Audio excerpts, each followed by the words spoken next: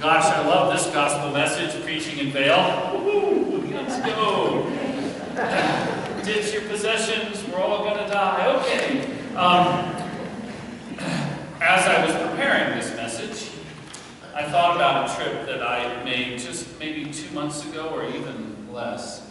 Many of you have not had the privilege, some of you have, of meeting one of the wise men of God. He's been a member of our church for many years as he and his wife visit from Kansas City, Missouri.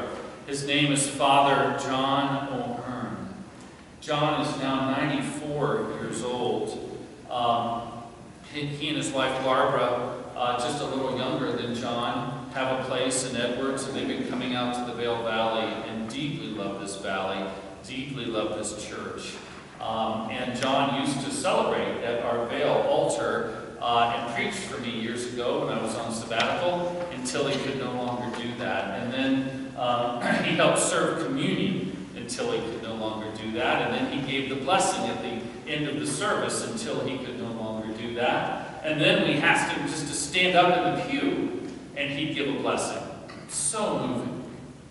Just a deeply spiritual, wise, godly man. Now he can't do that. And he moved, his final move, into a retirement home in Kansas City, Missouri. And he was terribly missing Vail. And so 2 months ago, I made a house call. And I flew to Kansas City, and I visited with Father John. I visited with his wife, Barbara. Had a wonderful time. There, he's known as Dr. John, because he is a 51-year license holder in psychiatry. He was one of Kansas City's distinguished psychiatrists and actually known around the nation. John's the smartest man I have ever met. If you walk into their home, it's a penthouse on the top of this 12-floor condominium. After I visited with Barb, who's in their home, a couple of days and met the people in the condominium, I said, this is like being a freshman in college, except with money. I mean, all these people act exactly the way they did in college, except they can fund it and have a great, what a blast. This little condo was rocking. And so just dinners and, boy, drinks late, every night. You know, there was quite a social scene in this condominium. It sits on the edge of a beautiful park. It's Kansas City's Central Park. Trees lining a beautiful green space. Their view is over the park into Kansas City, out on the deck. There's a huge museum. It was took my breath away museum, the Nelson Atkins Museum on the edge of the park. And so you can see it lit up from their deck at night. Absolutely extraordinary view. As you walk into their home, the wine cellar is on your right. Then come the spirits. And the bar, of course, being Episcopalian, one room ain't enough, is in a different room. And so it's a very generous wine cellar. There are 1,800 cookbooks because John and Barb are culinary, wonderful culinary people, foodies that doesn't begin to describe them. You go into their sitting room, and there were all the books that John and Barbara have read over, 40, 50, 60 years. Photographs from all of their travels. They've traveled the world. Items that they brought back. It's an absolutely spectacular room. You go into the dining room, and there's some more artifacts from the Far East and Australia and all the places that they visited on their travels. Bars again, far into the room. Why go so far? And then John's study at the very end of the condo. And I walked into John's study, and like me and every man I know, John likes to see everything all at once. Why file any piece of paper when you can have it laying around for when you need it? Books, photographs, filing cabinets. He had an unopened Great Courses box.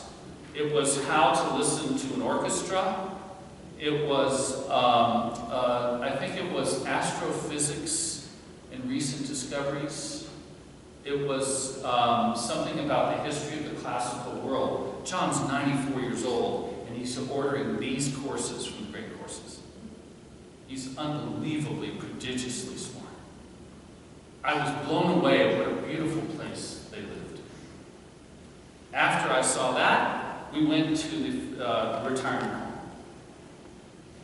And I walked into a one-room, small room. Everybody knows what these look like, don't you? There's one closet on your right, 4 shirts hanging. There's a bathroom on your left. There's a little table by the bed that's up against the wall. There's 1 chair.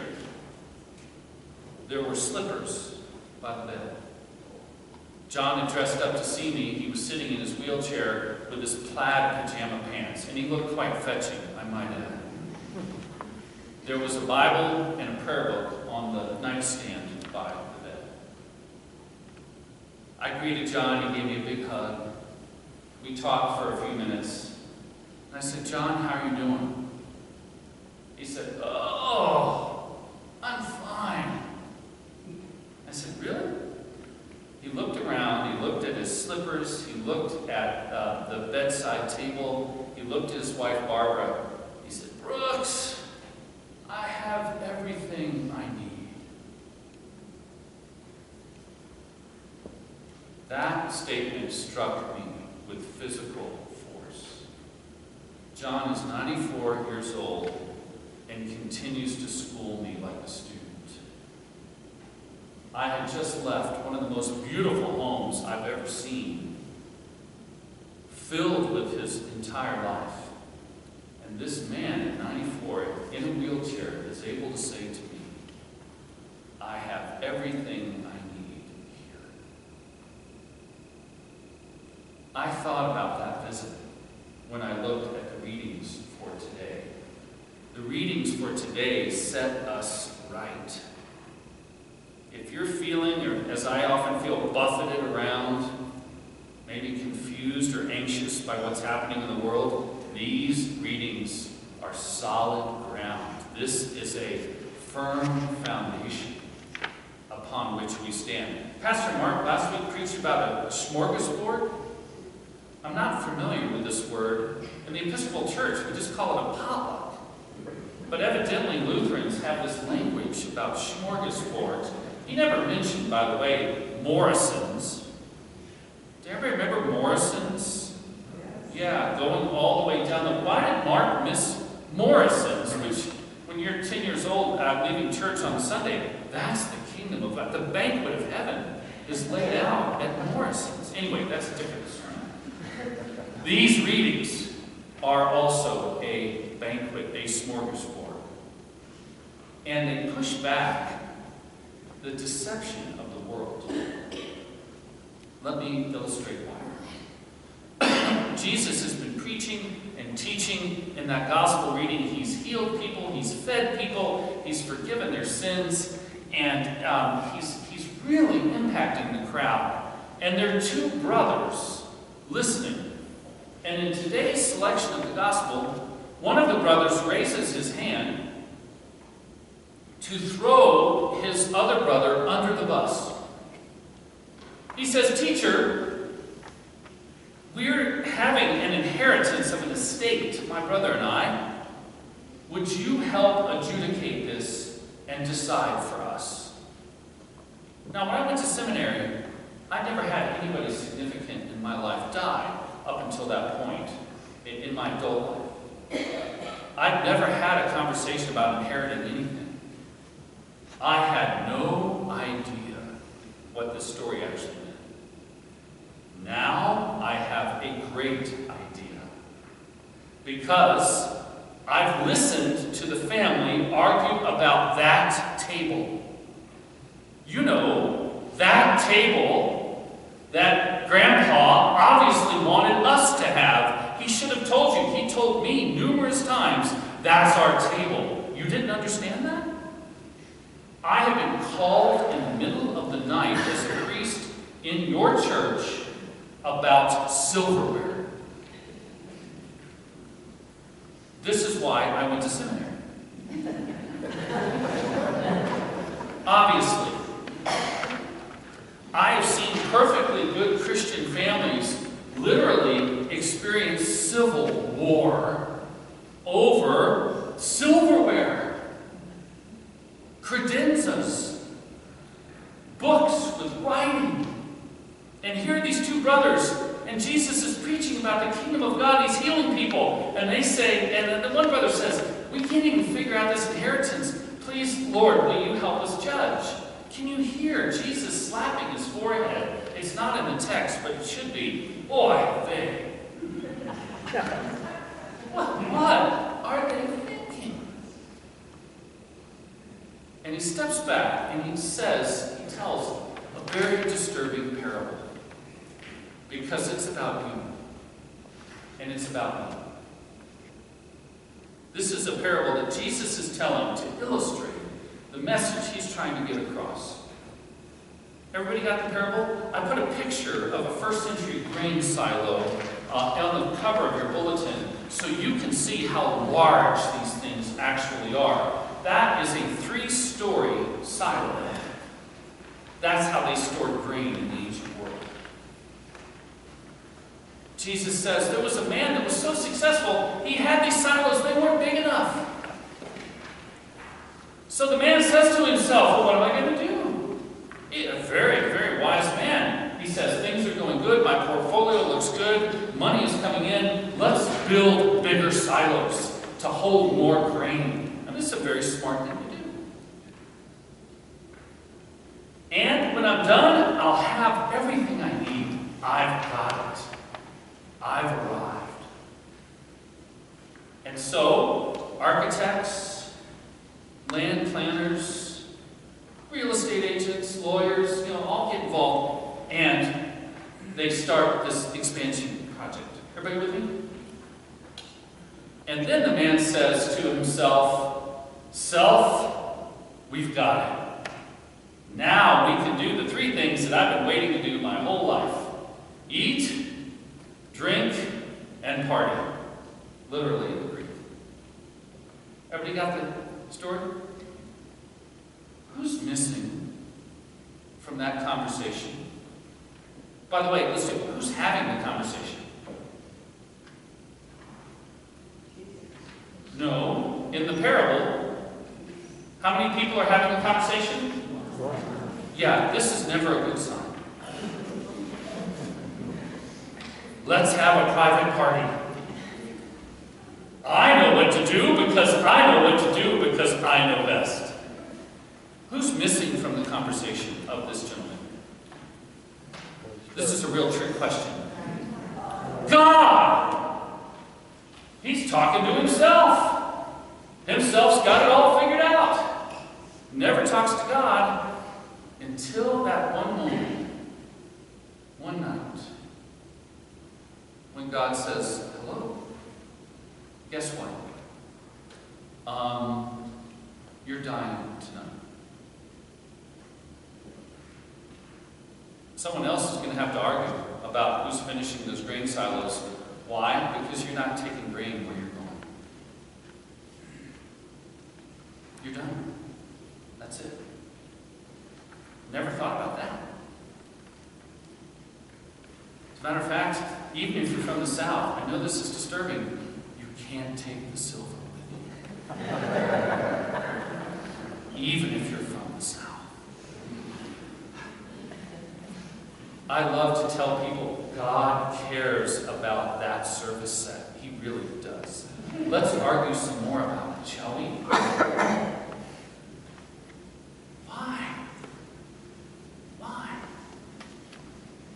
The parable clearly illustrates that Jesus believes that the one thing this man, this very successful man, did not do was to include God in the conversation.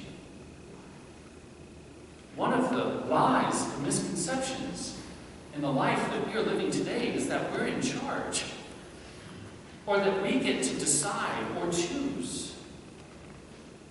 Friends, tomorrow I'm going to go bury a man that's 50, 6 years old that was here a month ago. And then he's not here. Jesus' parable is very disturbing. If we're having a private conversation about our lives, have you ever asked God? I've prayed over people's portfolios with them. Have you ever asked God, what do I do with that account? What do I do with that asset?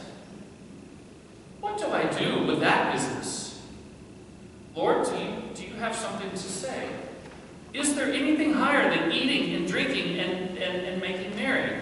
Jesus says, yes, of course. What if God's included in the conversation? Why not? Are we in charge? No, we're not. The second lie or misconception that is embedded in these beautiful readings today happens in Paul. Paul's beautiful letter to the Colossians. When I was on sabbatical 3 years ago, I stood on the Tel, the hill at Colossae in Turkey, and I read this letter out loud. And I cried reading this beautiful piece of Christian reflection. Paul says today to these young Christians, they're new in their faith, and they're actually young in Colossae. The Colossian church, it was a rocking place to be. Paul says, you know what? You can't continue to do the things you've been doing and follow Jesus. It doesn't work like that. I will never forget my seminary professor teaching this passage in our New Testament class. He reads from Colossians, put to death, therefore, whatever in you is earthly, fornication, impurity, passion, evil desire, and greed. These are the ways you once followed when you were living that kind of life, but now you have to get rid of all of those things. Anger, my professor continued, wrath, malice, slander, and abusive language from your mouth. And then my professor said, abusive language, son of a... Never forget that teaching. Is it possible to fit God into the life that we have now? And the answer is no, not at all. No. Is it possible for me to be your pastor now, cut you off on I-70, and then say something to you that is not supposed? No. I have a hard time being a Christian in a car in this valley. It's the most challenging place to be a faithful Christian. And roundabouts are even more challenging to be a Christian. So cones challenge my faith and language. And Paul says, lose it. Malice, slander, anger, get rid of it. Fornication, yeah, that sounds fun. No. No. One of the lies that we believe, I think, deep down, is that we can continue the things that are hurting us and still follow God. You know, friends, Paul says, no, that's a lie. Can't do it. As good as it might feel, as tempting as it sounds, no, can't do it. Finally, the beautiful reading from Hosea. This one's a little tricky. Hosea is the minority report of the Old Testament. All these other prophets, name anyone you want, are speaking with God's voice about judgment, about consequence. The Israelites are screwing up left and right. They're going to be held to account. They're going to be judged by God. Terrible things are going to happen. That's a lot of that prophetic voice in the Old Testament. People seem to get an idea that God is upset most of the time, and I think it's not so odd to think. I think some people actually believe, they look over their shoulders. I've done this in parts of my life, that perhaps God is not pleased with me. And we kind of carry guilt. We carry a burden. Here, Hosea is in the back of the room saying, can I give you a minority report? Listen, this is the Old Testament. This is not Jesus. This is 700 years before Jesus. When Israel was a child, I loved him. Out of Egypt, I called my son. I was the one that taught Ephraim to walk.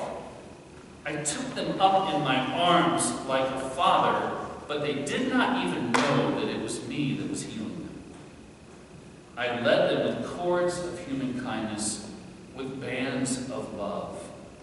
This is God speaking to the people. I was to them like those mothers who lift infants and cradle the infant at the cheek. This is a God of overwhelming love. This is a God who will hold us when we cannot hold ourselves. This is a God who protects us like a father and cradles us like a mother. When was the last time you were cradled physically? With that kind of love. Like being held. Don't care how old you are or how big you are. When was the last time you were held the way your mother held you? This is what God is seeking to do with all of us. And many people don't believe that. They've never been told that.